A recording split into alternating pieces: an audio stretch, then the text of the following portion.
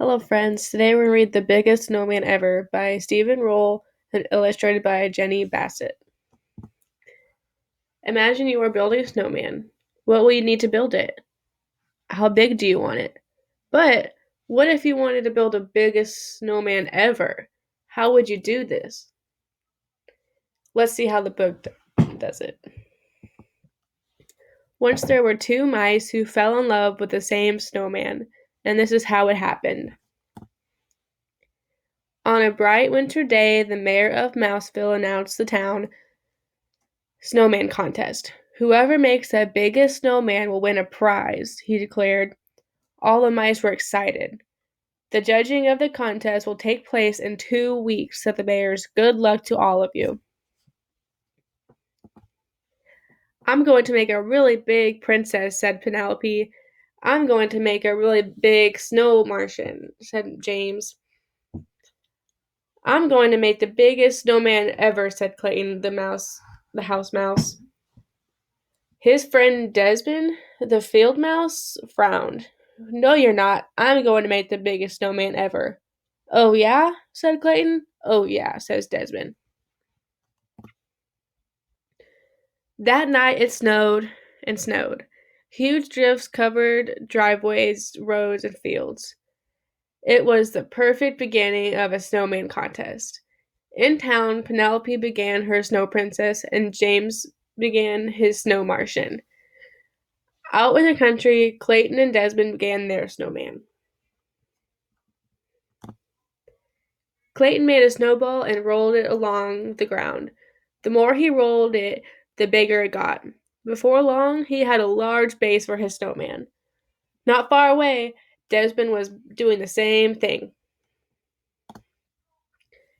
The next day, Clayton made a huge snowball for his snowman's belly. Not far away, Desmond did the same thing. That night, Clayton brought his dad out to see his snowman. Dad scratched his head. I don't know, son. It's going to be big, but I'm not sure it's going to be the biggest. Clayton smiled at him. I'm just getting started, he said.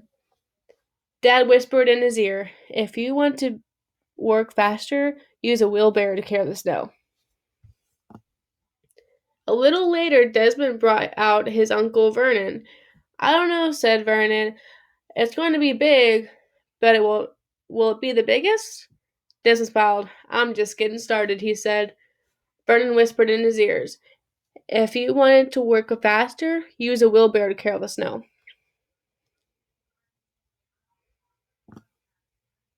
The next day, Clayton filled his wheelbarrow with snow. He piled the snow on top of the snowman, then he rolled another snowball for the snowman's head. Not far away, Desmond did the same thing. A few days later, Desmond ran into town to look at James's snow Martian and Penelope's snow princess. He said, all of our snow people are the same size. That afternoon, Clayton made us the same discovery. The next day, while working on his snowman, Clayton had an idea. He brushed the snow off his gloves and walked toward Desmond. At the same moment, Desmond had an idea. He brushed off the snow of his gloves and walked towards Clayton. They bumped into each other and fell down.